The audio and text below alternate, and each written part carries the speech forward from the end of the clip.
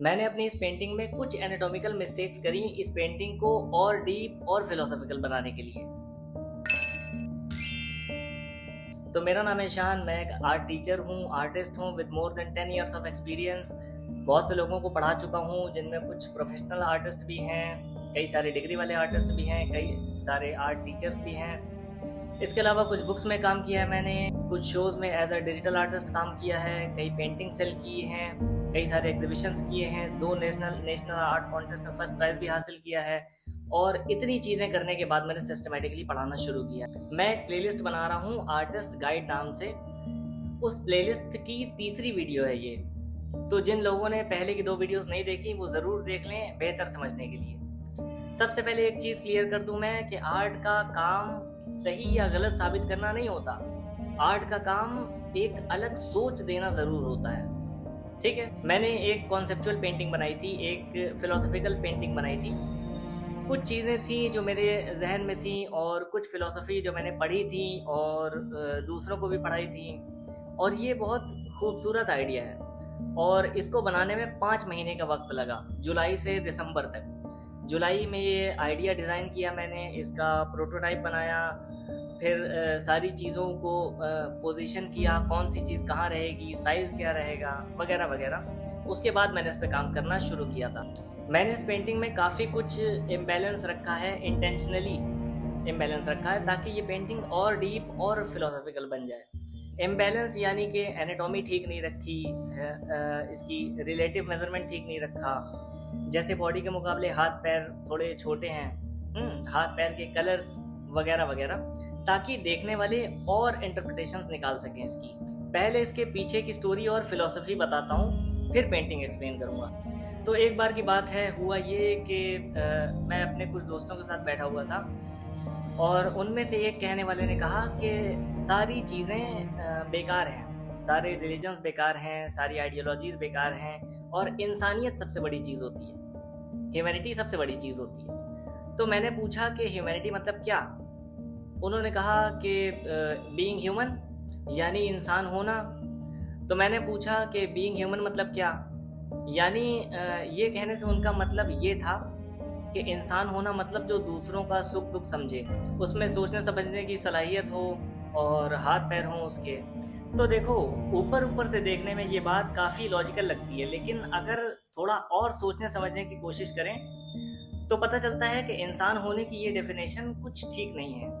क्योंकि जिसके हाथ नहीं है वो भी इंसान ही है, जिसमें समझ कम है वो भी इंसान ही है। फॉर एग्जाम्पल छोटे बच्चे जिनमें कुछ अकल नहीं होती, कुछ भी हरकतें करते हैं क्यूट क्यूट सी, हाँ, प्यारी प्यारी हरकतें। और बूढ़े लोग भी जिनकी समझ कमज़ोर हो गई है, अकलें ज़ाइल हो गई हैं, ये सब इंसान हैं। अगर किसी को डिसलेक्सिया है या कोई ऑटिस्टिक है तो वो भी इंसान है।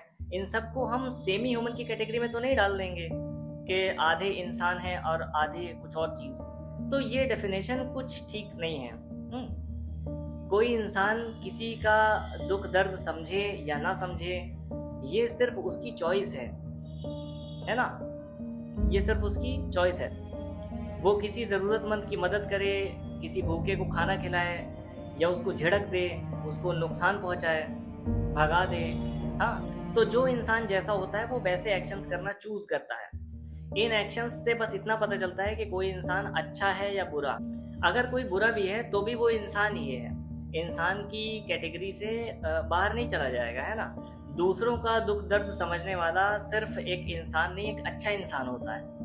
ये जो कहा जाता है कि इंसान वही है जो दूसरों का दुख दर्द समझे, ये एक लिटरेरी लैंग्वेज है, बातचीत की लैंग्वेज है, मगर इसको लोग लिटरल ले लेते हैं, है ना? ये इंसान के मॉरल होने की दलील है। तो फिर इंसान क्या होता है? सबसे पहले हमें ये तय करना होगा कि हम किस सवाल का जवाब ढूंढ रहे हैं। इंसान कौन है, या ये कि अच्छा इंसान क्या क्या होता है? ये दोनों एक ही सवाल नहीं है मेरे मुताबिक। और बहुत से स्कॉलर्स हैं जिनके मुताबिक इसकी एक बेहतर डेफिनेशन हो सकती है कि इंसान एक ऐसी क्रिएशन का नाम है जो मिट्टी से पैदा होता है, जिसका एक ख़ास बॉडी टाइप होता है, बॉडी स्ट्रक्चर होता है।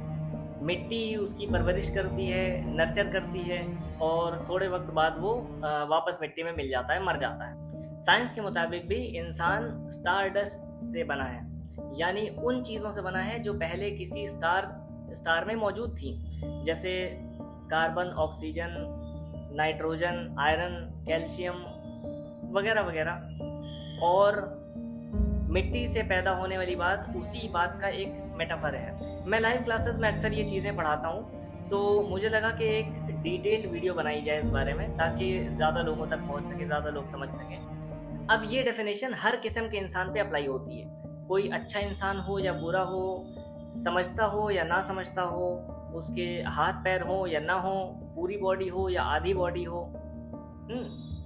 एक और एक्सप्लेनेशन भी है इंसान होने की, अभी समझाता हूँ, रुको। अब पेंटिंग की तरफ चलते हैं। 75 बाई 65 सेंटीमीटर का पेपर है और मीडियम है एक्रिलिक। पोजीशन क्या है इन चीज़ों की?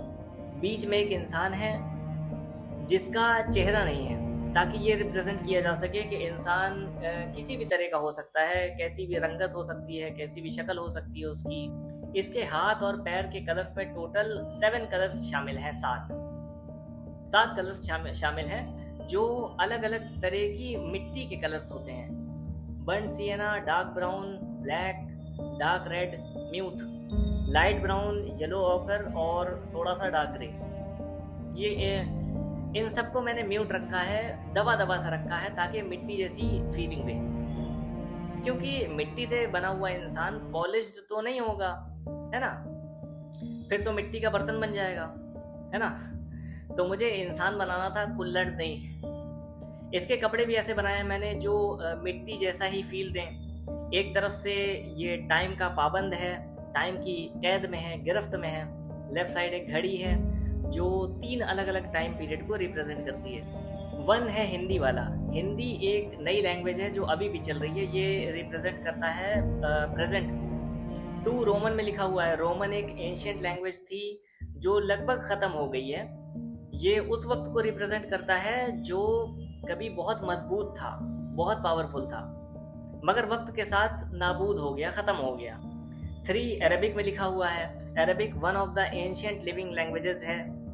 ये रिप्रेजेंट कर रहा है कि वक्त के साथ हर चीज़ ख़राब नहीं होती, कुछ चीज़ें वैसी की वैसी हमेशा तरोताज़ा रहती हैं। और भी एंशिएंट लिविंग लैंग्वेजेस है, जैसे ग्रीक, तमिल वगैरह।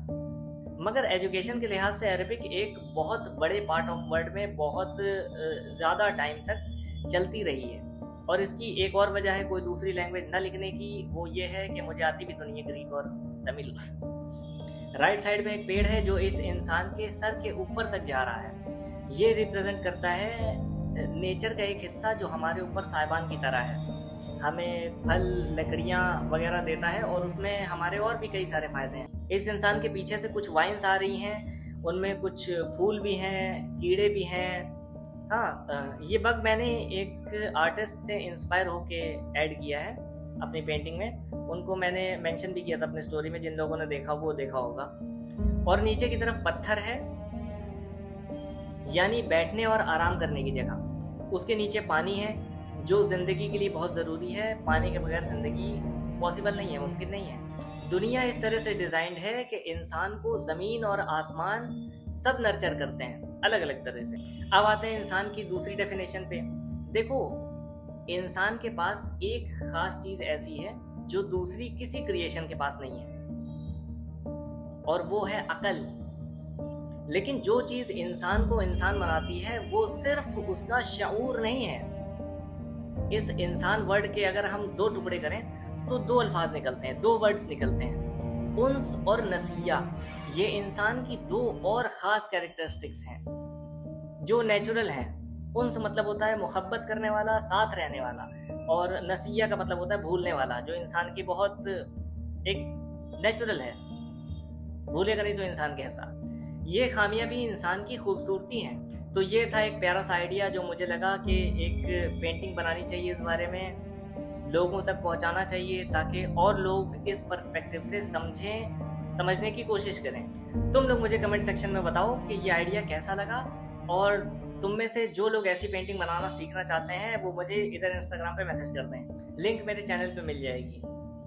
मैं पढ़ाते पढ़ाते 100 और सब्जेक्ट्स भी पढ़ा देता हूँ। यानी अगर किसी चीज़ का जिक्र हुआ और लोग भी जानना चाहते हैं उस बारे में, तो उस वक्त जो भी चीज़ उससे रिलेटेड जहन में आ रही होती है वो सब कुछ मैं पढ़ा देता हूँ। अगर वीडियो पसंद आई तो सब्सक्राइब करो, इस वीडियो को लाइक करो और शेयर करो उन लोगों तक भी जो आर्ट को सिर्फ कॉपी पेस्ट तक लिमिटेड समझते हैं या बेकार समझते हैं। अपने पेरेंट्स को भी ज़रूर दिखाना।